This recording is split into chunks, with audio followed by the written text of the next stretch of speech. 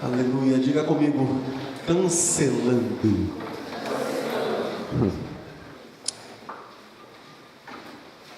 Diga, cancelando as obras do maligno. Merechut. Nosso chamado é este: desfazermos as obras do maligno. O Senhor falou para um irmão aqui hoje, enquanto estava recebendo a ministração, algo que eu creio que é válido para todos nós. Você que estava na sua casa sentindo uma perturbação do diabo, sentindo um intruso agindo no seu lar, quando você puser os pés dentro da sua casa hoje, voltando deste culto, você erga as suas mãos e a sua voz e mande para fora todo intruso. Quando você voltar para a sua casa hoje, cancele as obras do maligno na sua casa. Se você estava achando que coisas estranhas estavam acontecendo, contendas, sem porquê, sem motivo, do nada, briga acontecendo, do nada, as pessoas frequentemente adoecendo. Quando você chegar em casa hoje, você vai declarar libertação dentro da sua casa, porque para isso o Filho de Deus se manifestou, para destruir as obras do diabo. Nós não vamos ficar intimidados num cantinho. Nós somos filhos de um Deus poderoso. Nós não vamos ficar desanimados, pastora. Nós não vamos ficar chorando pelos cantos, dizendo: ah, Deus se esqueceu de mim. Nós não vamos ficar nos entupindo de remédios como se nosso Deus não fosse curador. Não. Nós sabemos muito bem do que o nosso Deus é capaz. Use as armas que o Senhor te deu. Cancele as obras do inimigo. Mande embora. Amém? Amém. 1 Coríntios 15, 22. Diga comigo: assim como todos morrem em Adão, assim também todos serão vivificados em Cristo. Aleluia. Esse é o segredo. O nosso segredo é Cristo. Não é a força do nosso braço, não é o nosso rosto bonitinho. É o poderoso Salvador Jesus, valente, vencedor.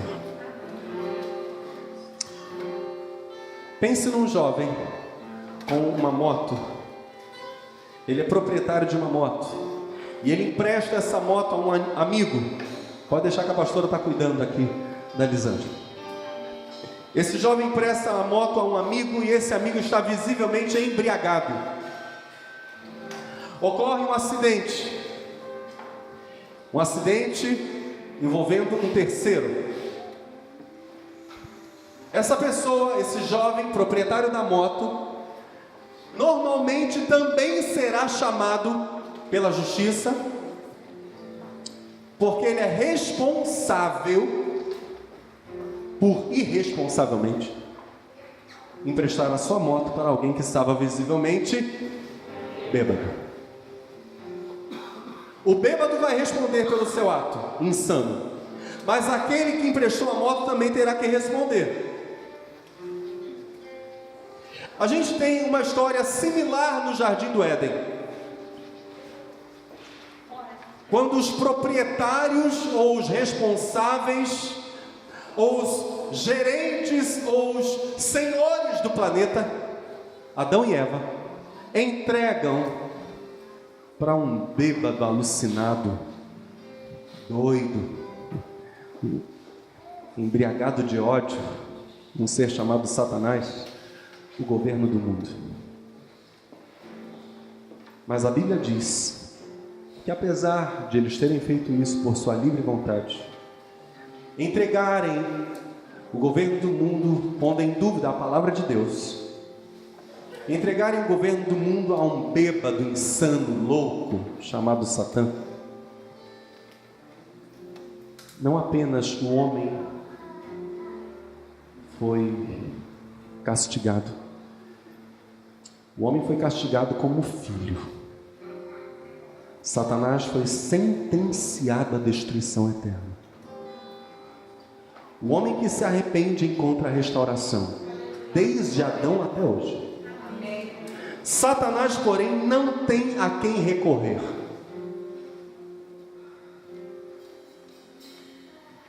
Ele está destinado à destruição.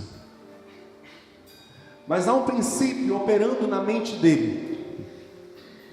Ele diz algo do tipo: se eu perdi a autoridade que eu tinha,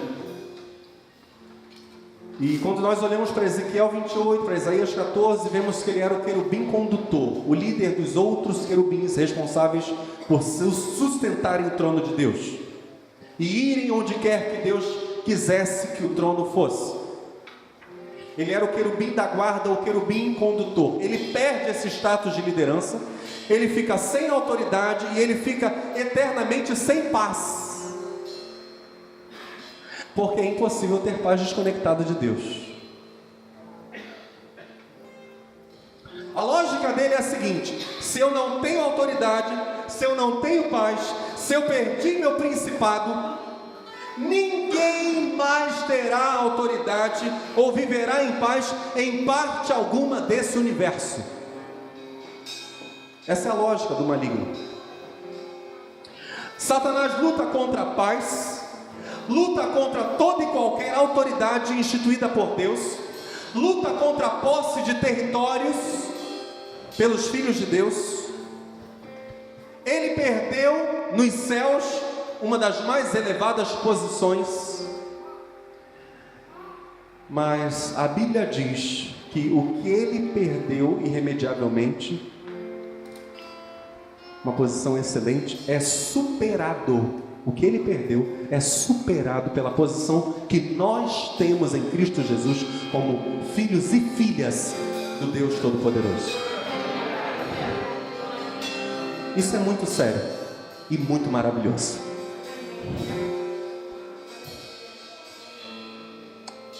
Porque os que dantes conheceu também os predestinou, diz Paulo aos Romanos capítulo 8, verso 29.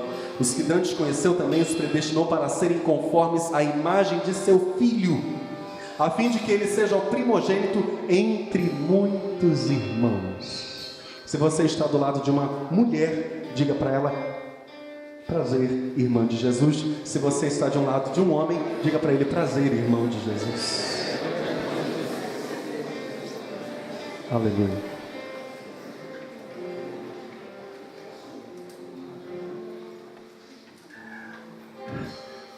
Essa é a nossa posição. Não é qualquer coisa, hein?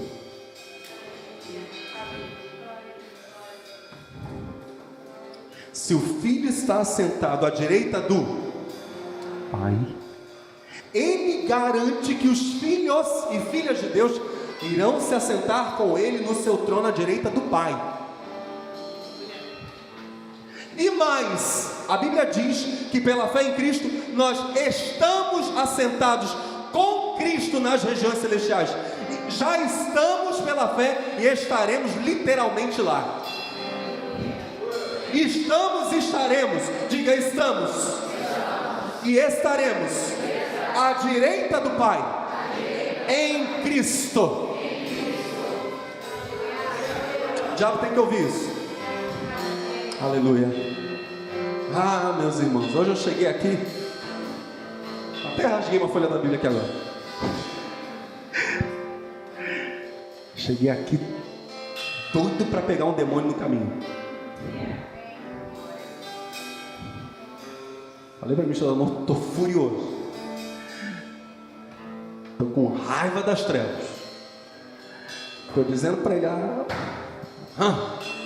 eu sei em quem tenho crido e estou bem certo que é poderoso para cumprir a palavra dele que diz: eis que vos dou o poder para pisar de serpentes e escorpiões, toda a força do maligno, e nada vos fará dano algum.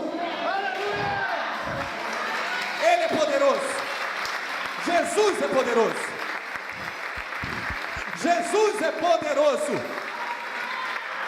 Nós estamos vivendo um tempo em que o mal está saindo do armário. O mal está saindo do armário. Todo tipo de abominação está saindo do armário para dar a cara e dizer: isso é normal. a igreja sai do armário também.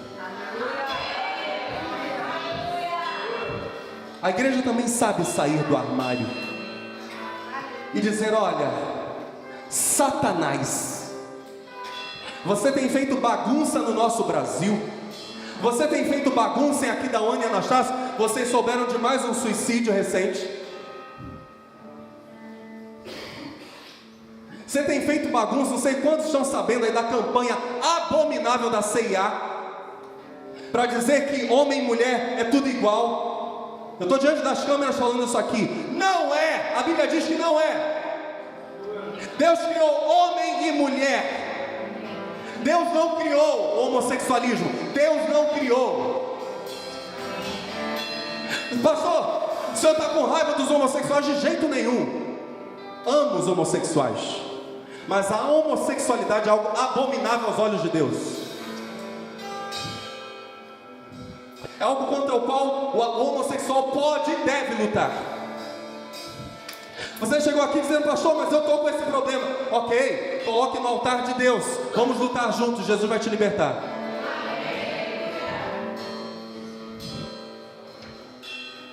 A igreja tem que sair do armário. Olha para o seu irmão e diga: a igreja.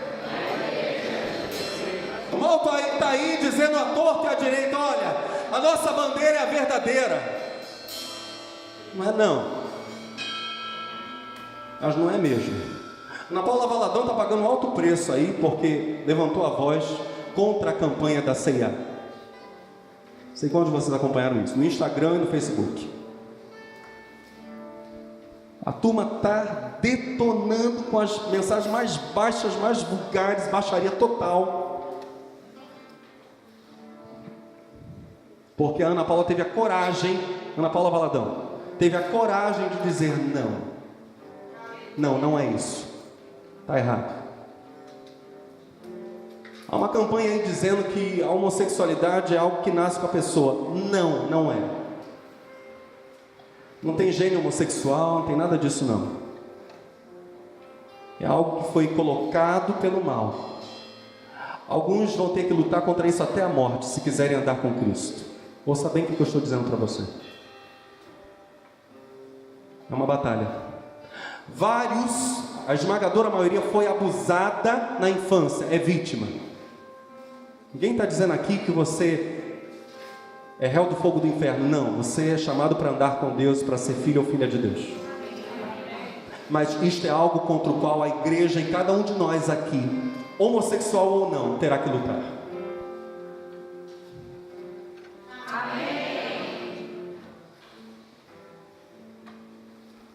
Nós fomos predestinados para sermos filhos de Deus à imagem de Jesus. Aleluia!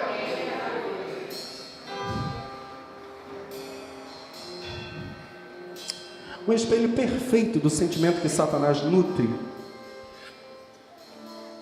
para com cada um de nós é o seguinte: Caim e Abel. A posição que as trevas perderam, a posição que Satanás perdeu, de estar ali junto ao trono de Deus, de estar ali na presença do Deus Todo-Poderoso, essa posição perdida causa nele um sentimento semelhante ao de Caim. A Bíblia diz que quando Caim apresenta a sua Abel apresenta a sua oferta a Deus, Abel é aceito por Deus, Abel se alegra por isso. Caim vê, possivelmente porque desce fogo do céu. Não sabemos, a Bíblia não diz exatamente, mas muito provavelmente desce fogo do céu sobre a oferta de Abel. Caim olha aquilo, oferece também uma oferta, mas a oferta dele não é aceita. E em vez de reconhecer a devoção de Abel, em vez de pedir ajuda, em vez de confessar a Deus a sua limitação, o seu pecado, a Bíblia diz que Caim é tomado de inveja, de ódio e de sentimentos para cometer assassinato.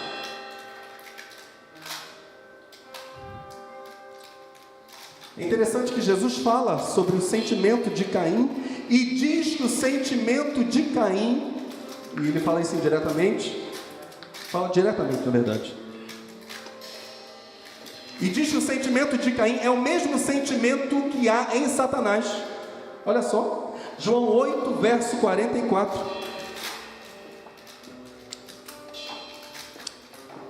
Vós tendes por pai ao diabo, Jesus diz.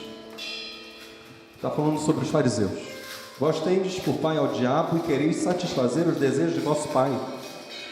Ele foi, diga comigo, homicida desde o princípio. Olha só. Ele foi homicida desde o princípio. Aqui nós temos a ação de Satanás fazendo Adão e Eva caírem no pecado e morrerem, como Deus tinha dito. Aqui nós temos a ação de Satanás enchendo o coração de Caim para que ele mais tarde viesse a matar seu irmão Abel. Nós temos a ação de um homicida desde o princípio. Então vamos voltar para o início do verso 44 de João, capítulo 8. Vós tendes por pai ao diabo e quereis satisfazer os desejos de vosso pai. Ele foi homicida desde o princípio e não se firmou na verdade, porque não há verdade nele. Quando ele profere mentira, fala do que lhe é próprio, porque é mentiroso e pai da mentira.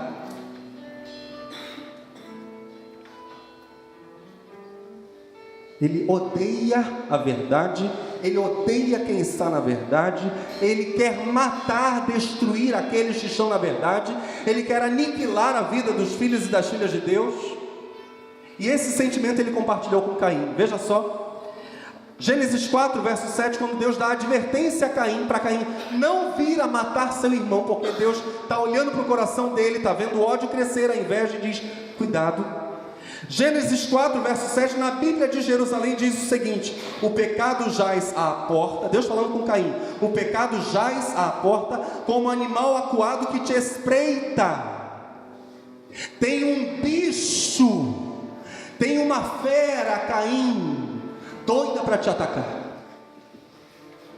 E Deus faz uma pergunta em Gênesis 4, verso 7 para Caim: podes acaso dominá-lo? Você vai lutar contra essa fera. É por causa disso que a Bíblia diz que quem peca é do diabo. É claro, aquele que vive na prática do diabo está cheio do caráter do maligno. João diz que o sentimento ou o espírito que atua no mundo em relação aos filhos de Deus é o espírito de Caim. Diga comigo, o espírito de Caim. Esse é o sentimento que há no coração do mundo em relação a filhos e filhas de Deus. Porque esta é a mensagem, estou lendo 1 João capítulo 3, versos 11 a 15. Porque esta é a mensagem que ouvistes desde o princípio, que nos amemos uns aos outros, não como Caim, que era do maligno e matou a seu irmão. E por que causa o matou? Porque as suas obras eram mais e as de seu irmão justas. Meus irmãos, não vos maravilheis se o mundo vos odeia. O mundo odeia a verdade, odeia os filhos de Deus. Hoje há cristãos querendo andar de mãos dadas com os valores equivocadíssimos do mundo. Eu já vi crente levantando bandeira aí de coisa que é abominável aos olhos de Deus. A Bíblia diz que o mundo odiará os filhos de Deus. Temos filhos e filhas de Deus aqui hoje? Amém. Prepare-se para ser rejeitado. Não queira fazer média com as abominações do mundo, não faça isso. Não negue a Cristo.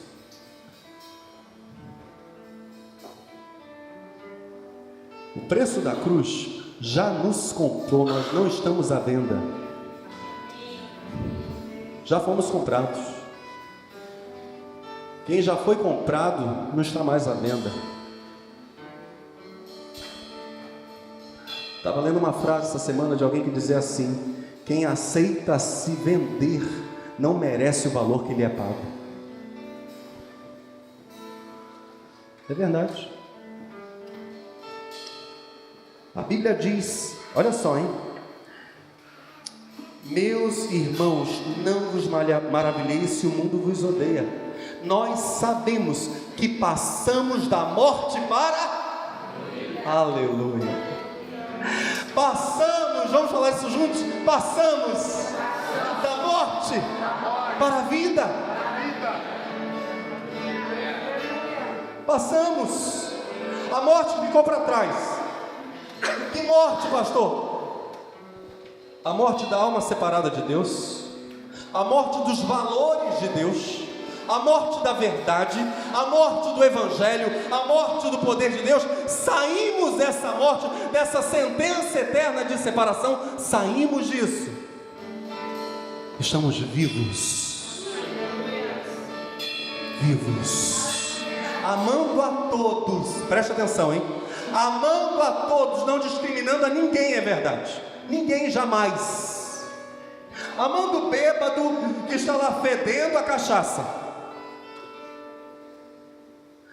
amando o fumante que está ali acendendo um cigarro no outro. O cheiro dele já é tabaco. Ele pode tomar banho, pode fazer o que for, o tabaco está ali entranhado nele. Houve um momento na vida do meu sogro em que ele era assim, fumava muito, mas ele não era menos amado por Deus porque fumava.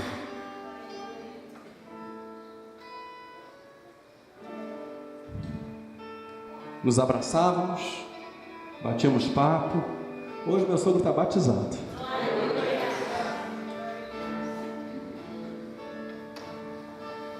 O bêbado está lá, carente da graça de Deus. O fumante está lá, carente da mesma graça que eu e você necessitamos. O homossexual está lá, carente da mesma graça. A prostituta estava falando para minha esposa: amor, a gente vai sair à noite para ir nos fundos da Pernambucana, porque agora virou ponto de prostituição. Várias vezes à noite, quando passamos, tem prostitutas ali, coisa que não acontecia. Vamos lá, meu bem, e vamos lá e vamos abraçar aquelas pessoas preciosas, amadas, queridas, e dizer para elas que Jesus liberta, que Jesus dá valor para elas. Amém?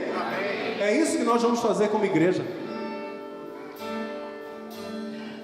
Mas isso o faremos porque nós fomos arrancados da morte pela graça de Deus e não vamos recuar diante do mal. Nós sabemos que passamos da morte para a vida. Agora diga assim, olha para o seu irmão e diga: porque amamos os irmãos. É por isso que a gente sabe que saiu da morte, porque a gente ama. Quem não ama seu irmão permanece na morte. Qualquer que odeia seu irmão é homicida. E vós sabeis que nenhum homicida tem a vida eterna permanecendo nele. Falta de perdão, ódio, seja qual for, é sinal de morte espiritual. Quem está morto espiritualmente não tem como entrar na vida eterna. O mundo, então, é a comunidade daqueles que não conseguem amar a todos sem distinção. Olha aí, o mundo não aceita isso. O mundo, eu diria, é a comunidade dos irmãos de Caim. Mas a igreja é a comunidade dos irmãos de Abel, que oferecem a Deus sua oferta. São odiados pelo mundo, mas cumprem seu papel na terra, e o seu papel é amar.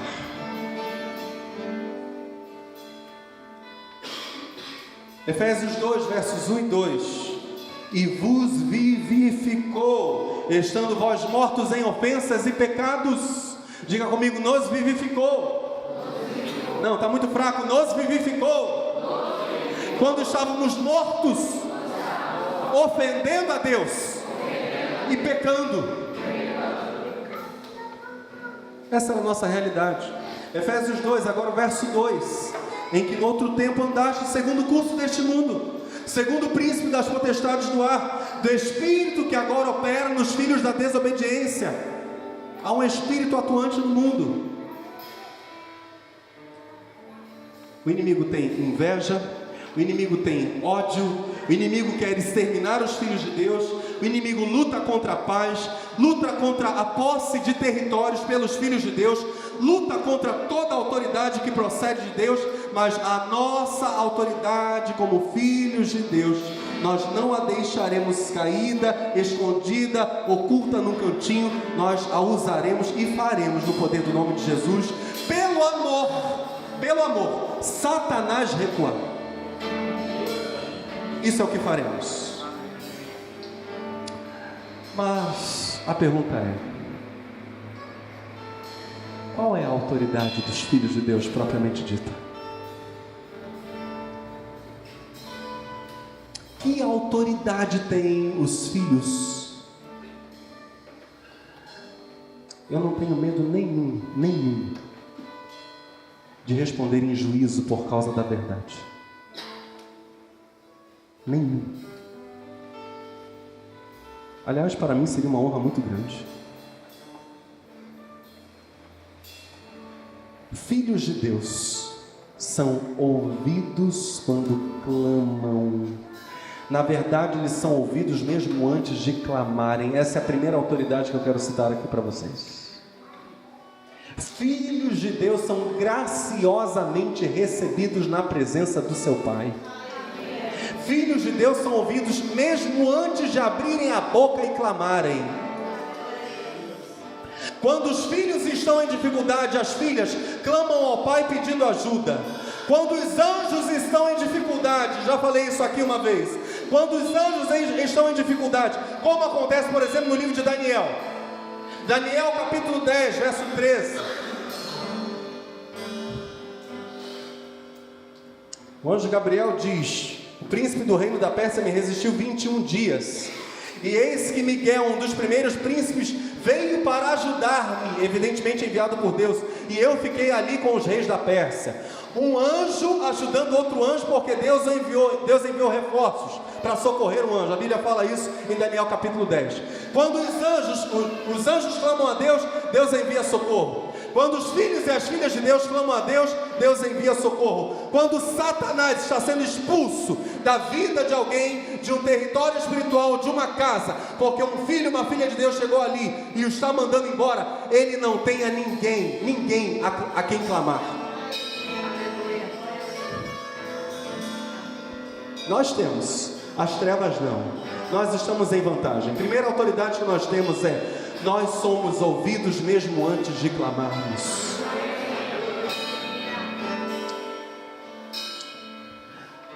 Satanás e seus servos têm uma promessa. Há uma promessa de Deus para eles: cair de joelhos diante da autoridade dos filhos e das filhas de Deus. Apocalipse 3, versos 8 e 9. Vocês estão muito fraquinhos para dar glória a Deus nessa noite. Vocês estão muito fraquinhos. Fique de pé, por favor. Dá um abraço bem forte no seu irmão, bem gostoso. Diga para ele: vamos dar glória para o Senhor.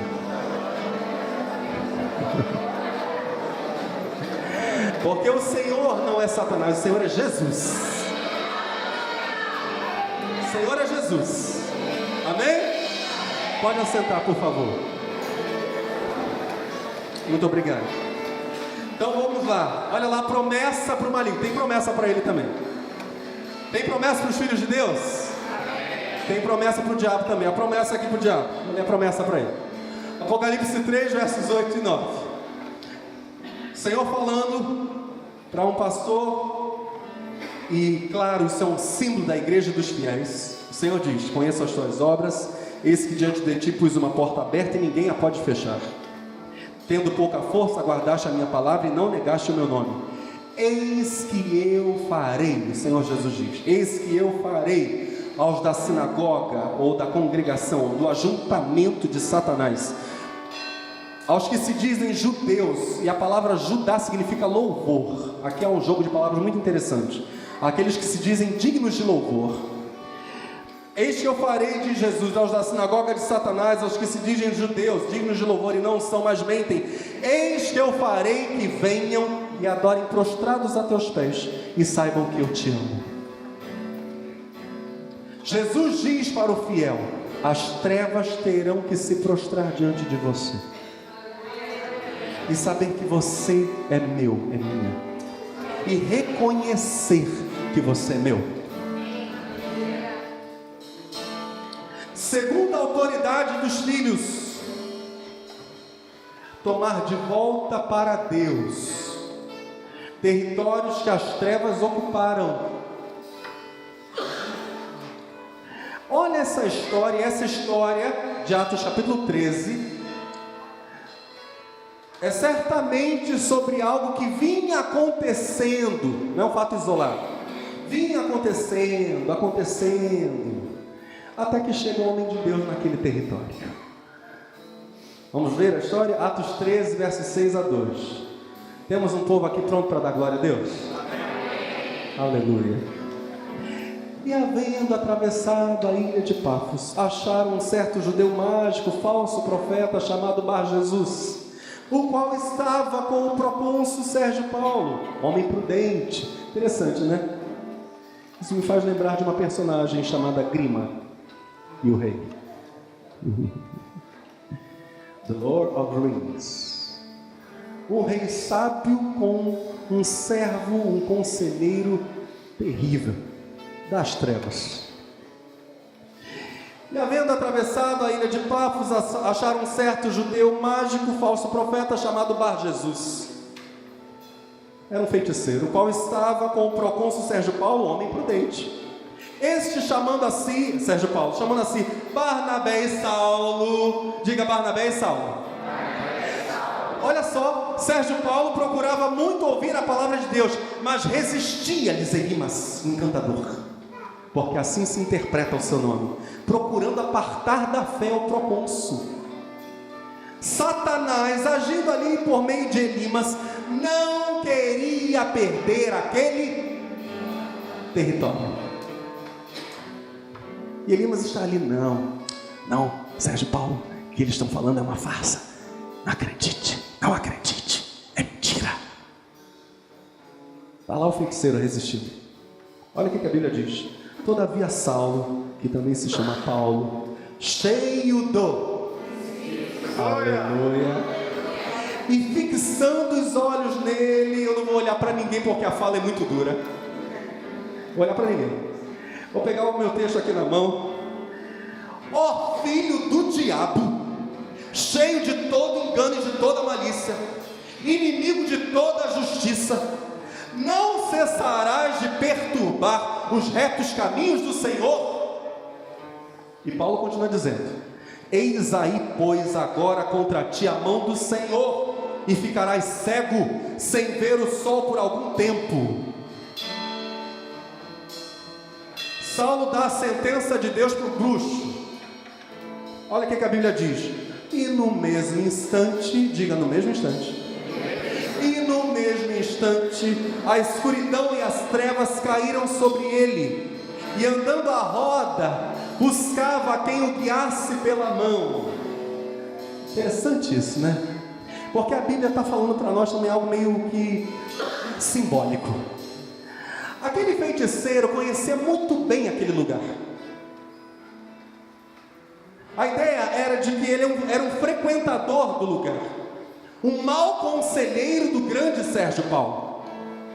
Mas agora, porque Deus agiu ali, Elimas, um símbolo das trevas, ficou cego, sem nem saber o que fazer mais naquele lugar. Que seja assim com esta cidade. A glória de Deus, por meio de Paulo, chegou ali de tal modo que Elimas ficou desnorteado, cego. Deus faz isso, viu? Deus confunde as trevas. Aleluia. No mesmo instante, a escuridão e as trevas caíram sobre ele, andando à roda, buscava quem o guiasse pela mão. Então, diga então.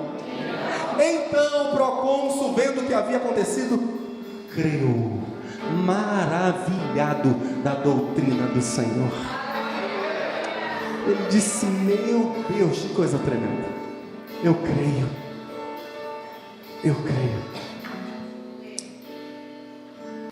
Pela Bíblia, nas palavras de Jesus, só há um território legitimamente de Satanás. Todos os demais territórios não são legitimamente dele. O único território legitimamente dele, você sabe muito bem qual é. Ah, aleluia. É o lago de fogo. Antes disso, é o inferno. Casa dos nossos familiares, cidade de Aquidauã, cidade de Anastácio, Brasil, nada disso é legitimamente território das trevas. Mateus 25, 41, palavra do Senhor Jesus. Então dirá também aos que estiverem à sua esquerda: apartai-vos de mim, malditos, para o fogo eterno, preparado para o diabo e seus anjos. Ou seja, a terra é hoje, alguns locais da terra são hoje domínio de Satanás por roubo, por apropriação indevida. A terra pertence aos filhos e às filhas de Deus. A terra é nossa. Olha para o seu irmão e diga: a terra é nossa. A terra é nossa, meus irmãos. A terra é nossa. Esta terra o Senhor deu para os filhos e filhas de Deus. Aleluia. Aleluia. Vamos lá. Estamos juntos? Amém. Salmo 37. Se você pode marcar na sua Bíblia, marque, por favor. Salmo 37, verso 9. Os malfeitores serão desarraigados, mas aqueles que esperam no Senhor herdarão a terra. Verso 11. Os mansos herdarão a terra e se deleitarão na abundância de paz. E eu vou ler isso e reler várias vezes nessa igreja. E vou ler e reler essas verdades várias vezes enquanto eu viver. Verso 22. Aqueles que ele abençoa herdarão a terra. Aqueles que forem por ele amaldiçoados serão desarraigados. Salmo 37, ainda verso 29. Os justos habitarão a terra, herdarão a terra e habitarão nela para sempre.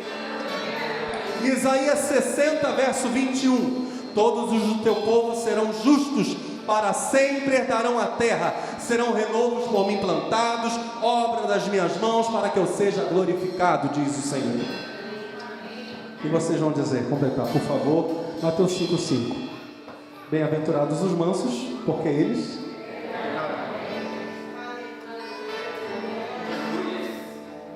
é nossa. Não é de Satanás, não é de demônio, não. Mais uma noite aqui e nós testemunhamos libertação. Quando você chegar em casa, declare libertação. Quando você estiver no ambiente de trabalho, declare libertação. Diga: Senhor, eu peço este território de volta.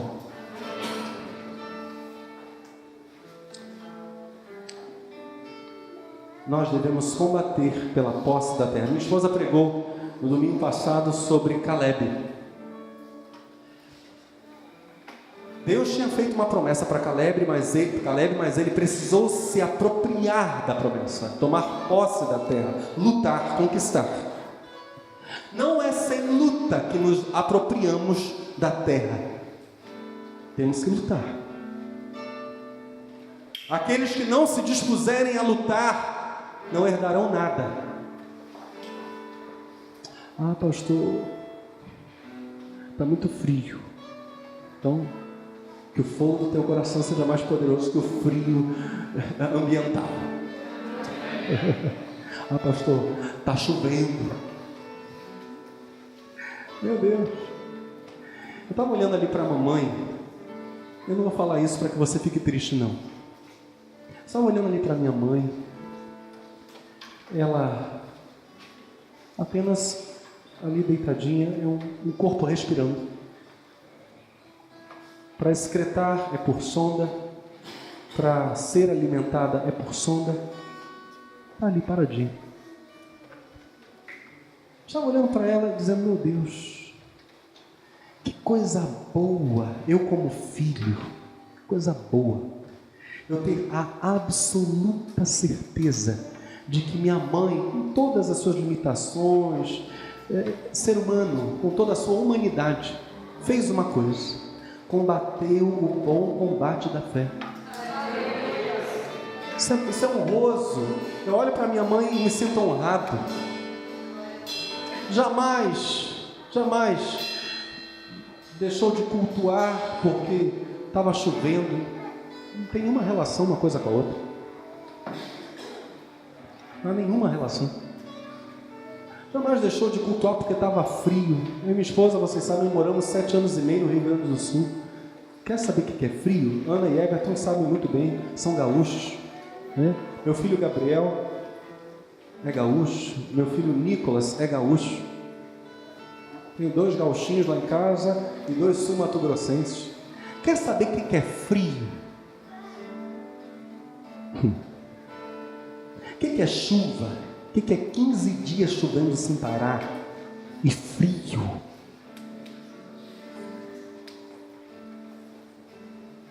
Para alguns, para falsos crentes, para falsos crentes, aquele clima seria um teste da fé. Para quem é cristão, aquilo lá não faz a menor diferença. Não terá nada mais. Está chovendo, está frio. Se está frio, a gente põe casaco e vai para a igreja. Está chovendo, a gente pega um guarda-chuva, vai amassando o barro porque não tem rua asfaltada, vai amassando o barro e chega na igreja. Não terá nada. Ficamos anos ali no Rio Grande do Sul, sem carro, era a pé, era bicicleta. Mas tem gente que é astrólogo cristão, conhece astrologia? Astrologia consulta os astros para ver o destino da vida. Aí faz horóscopo. Tem gente que é astrólogo. Deixa eu olhar para ver se vai chover hoje. Se chover hoje eu não cultuo ao Senhor. Mas se não chover eu vou. É astrologia gospel. Estou forçando uma barra aqui, eu sei. Mas mal comparando, é mais ou menos por aí. É o horóscopo do crente. Ou do falso crente, né? E tem. Nós sabemos que a terra é nossa, sabemos que o território é nosso. A gente não fica fazendo corpo mole diante do maligno, corpo mole diante das dificuldades. Nós sabemos em quem cremos e a quem buscamos. Nós sabemos muito bem. Glória a Deus, porque nós estamos aqui louvando ao Senhor com uma música chamada Aleluia. Louvamos ao Senhor com muita alegria, foi a coisa mais linda. E Deus tem prazer nisso. Deus, já vimos isso recentemente. Deus tem prazer nisso. Quando a gente está louvando, o Senhor está curando, está libertando, está fazendo maravilhas. Mas a nossa alegria, ela tem uma base muito sólida. Sabe qual é? Aleluia! Glória a Deus! Muito sólida. Um preço alto, né, irmãos? Nós sabemos que esse preço alto é para que nós sejamos felizes, para que nós vivamos em paz e para que nós tomemos de volta para Deus territórios dos quais Satanás se apropriou. Para que nós sirvamos a Deus com interesse de coração e tomemos posse dessa terra, porque a terra é nossa. Aleluia. Eu quero ler para vocês Apocalipse 21, de 21 a 27. E as 12 portas eram 12 pérolas. Meus irmãos, isso está reservado para nós, tá? Quero ver se vocês estão prontos mesmo para arrebentar esse teto aqui com tanto louvor ao nosso Pai. As 12 portas eram 12 pérolas. Cada uma das portas era uma pérola. E a praça da cidade de ouro puro, como vidro transparente. E nela não vi templo, porque o seu templo é o Senhor Deus Todo-Poderoso e o Cordeiro. E a cidade não necessita de sol nem de lua para que nela resplandeça, porque a glória de Deus a tem iluminado, e o Cordeiro é a sua lâmpada. E as nações dos salvos, olha só, hein? O encontro de céus e terra, que vimos naquela sequência de mensagens, a incomparável esperança dos salvos. E as nações dos salvos andarão à sua luz, e os reis da terra trarão para ela a sua glória e honra. E as suas portas não se fecharão de dia, porque ali não haverá noite. E a ela trarão a glória e honra das nações. E não entrará nela coisa alguma que contamine e cometa abominação e mentira, mas só os que estão escritos no livro da vida do Cordeiro. Aleluia! Glória a Deus! Quem está ali arrolado entrará na cidade. Quando Cristo vier em glória, não vou repregar a incomparável esperança do Salmo, mas quando Ele vier trazendo todos os seus santos anjos, quando os céus descerem à terra, a Bíblia diz, os salvos entrarão na cidade.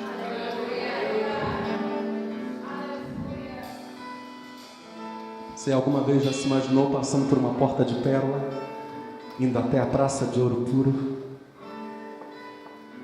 Eu não sei se a gente vai poder fazer isso de mãos dadas, gata. Seria fantástico, imagina. Eu e ela. Vou contar um segredo para vocês.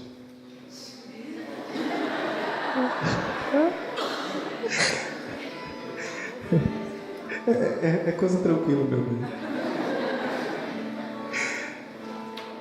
Às vezes é uma bobagem, meus irmãos. Às vezes eu estou em casa e digo assim, ela é ela.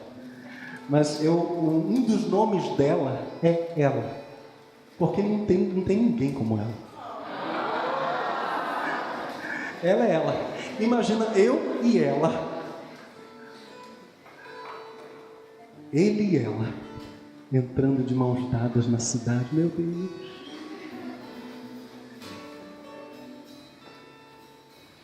Está reservado para todos os que estão escritos no livro da vida. Aleluia! Glória a Deus! Meu Deus. Uma cidade que não precisa nem de sol, imagina isso. O brilho da cidade é o próprio brilho da presença de Jesus. Aleluia! Brilha tudo tem luz. É paraíso, tudo tem luz própria. Muitas cores. Eu estava assistindo uma reportagem com a Kiane Kramerick, a menina que desenha e que desenhou o rosto de Jesus e que faz desenhos ultra realistas e desde os 4 aninhos sonha com o céu. Ela mora no Canadá e ela dizendo que num dos sonhos que ela teve, e ela é estudada, olha só, as obras de arte dela, tem quadros dela que chegam a valer $120 mil, uma pintura. E ela, entrevistada pelo repórter, no site dela também ela fala sobre isso, nos seus sonhos sobre o céu, ela disse, eu vi cores que não existem na terra. Eu vi cores que eu não consigo reproduzir porque não existem aqui.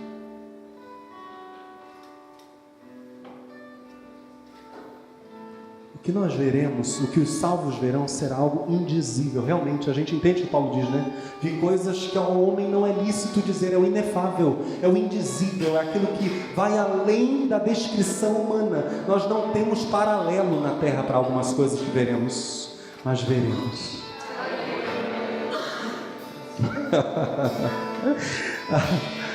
Terceiro e último ponto. Aleluia. Diga comigo, antes de irmos para o terceiro ponto, diga assim comigo: sermos ouvidos antes mesmo de clamarmos. Essa é a primeira autoridade dos filhos e filhas de Deus. Segunda autoridade, diga comigo, reconquistarmos territórios para o nosso Pai. E em terceiro e último lugar, sermos representantes legítimos do Pai, tornando conhecida a sua palavra. É a nossa terceira autoridade. Revelarmos ao mundo a voz que vem do céu.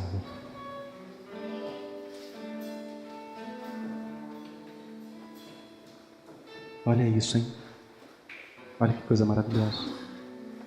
O mundo precisa ouvir a voz de Deus.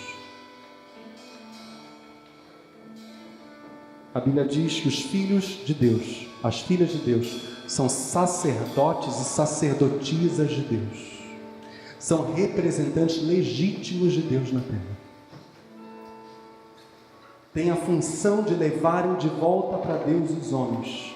E uma das coisas que os sacerdotes faziam no meio do povo era instruí-los acerca da lei.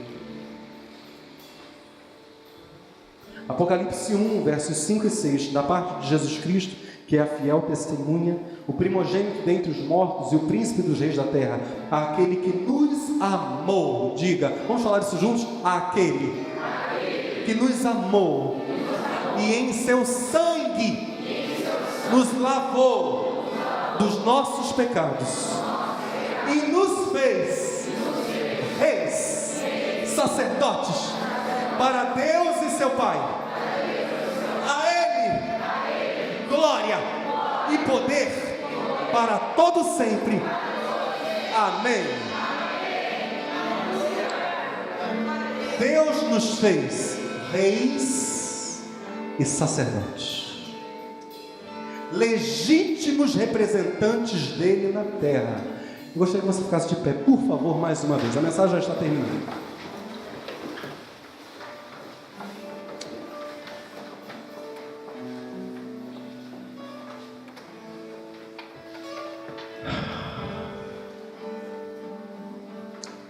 A Bíblia diz que nós seremos honrados diante dos anjos, os fiéis, diante dos santos anjos. Quem aqui foi militar?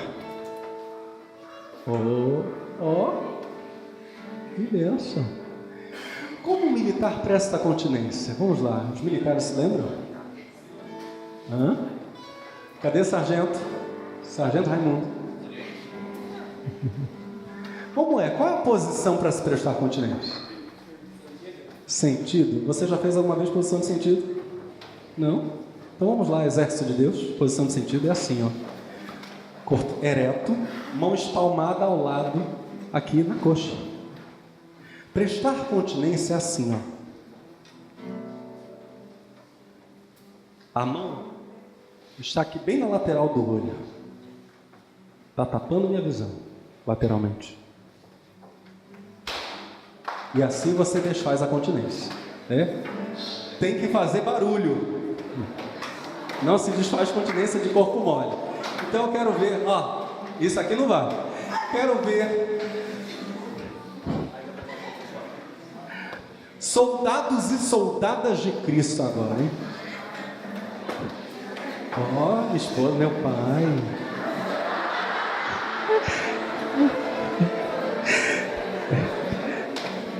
Eu não resisto.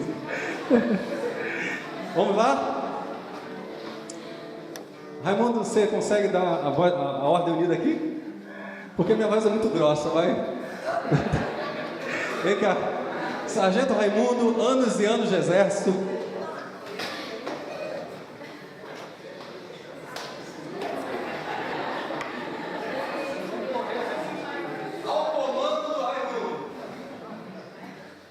Grupamento, atenção, a apresentar. Ama! Grupamento, descansar. Ama!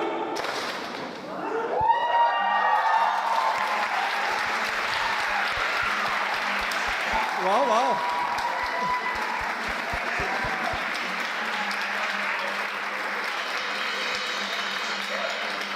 Sabe por que a gente fez isso? Agora imagina os fiéis no último dia recebendo as honras do Senhor Jesus e os anjos todos fazendo a honraria. E nós, não sei se vai ser posição de sentido, não sei. E nós vamos corresponder de algum modo, mas estaremos honrados pelo Senhor como filhas e filhas que foram fiéis participantes do exército de Deus na terra. Vamos aplaudir ao Senhor. Aleluia! Glória a Deus! Aleluia! Por favor, pode assentar, vamos para o final da mensagem. O final da mensagem é o seguinte: Deus nos fez reis e sacerdotes. Como sacerdotes, nós compartilhamos a autoridade que compartilhamos com o mundo a autoridade que Jesus nos dá. Porque a Bíblia diz que Ele, Jesus, é o sumo sacerdote. Ele é o chefe supremo do corpo de Cristo. E Jesus compartilha conosco a revelação do seu Pai.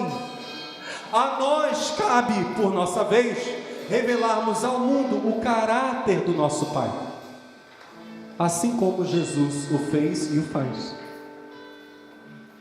A contínua comunhão com Jesus, aquele que nos revela ao Pai, nos habilita a revelarmos também o Pai ao mundo. Mas a pergunta é: como nós revelamos o Pai ao mundo?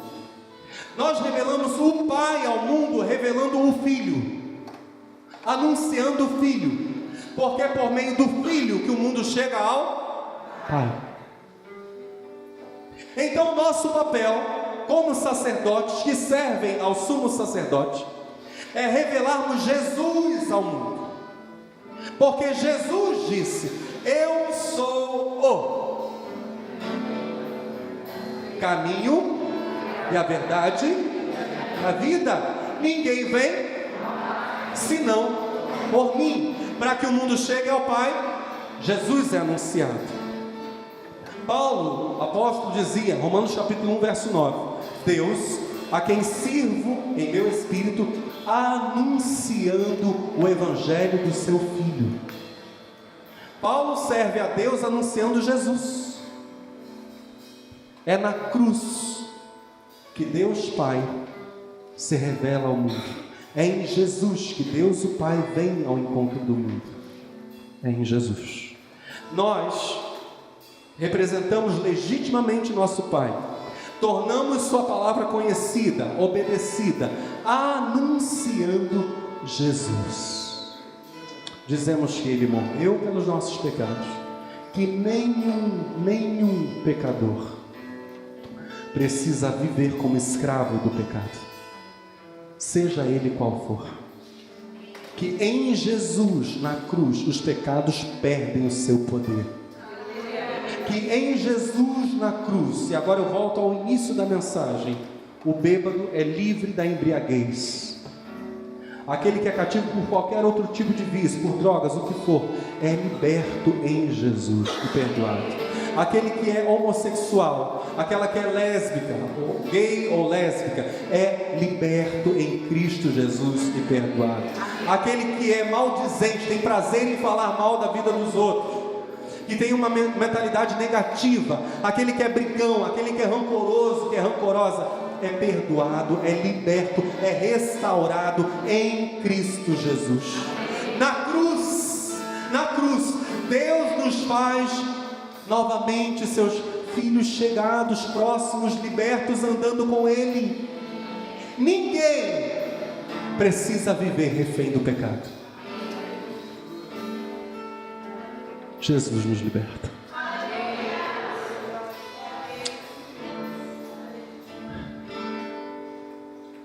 Se viver de segundo a carne, o último texto da noite, Romanos 8, 13 a 15. Morrereis. E Paulo aqui está falando sobre uma eterna separação de Deus. Se viver de segundo a carne, morrereis. Mas se pelo Espírito mortificardes as obras do corpo, vivereis. Porque todos os que são guiados pelo Espírito de Deus, esses são filhos de Deus.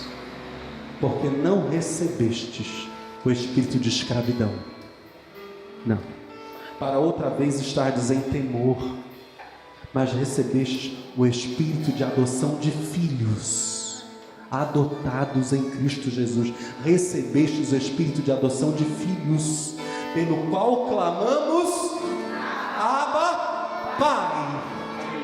Nós olhamos para cima e dizemos: Abba, Pai, papai, paizinho, é o sentido disso em aramaico, papai, Abba.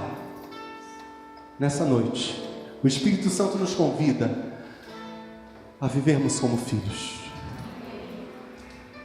na autoridade de filhos, esmagando Satanás e suas obras, declarando que Cristo é Senhor, declarando que os territórios que Satanás indevidamente tem ocupado não são dele, são de Cristo. entendendo que mesmo antes de clamarmos, Deus já tem prazer em nos ouvir. Ele está pronto a nos escutar. E entendermos que o nosso papel é revelarmos a mensagem da cruz, para que os homens venham para junto do Pai. Por favor, fique de pé no seu lugar.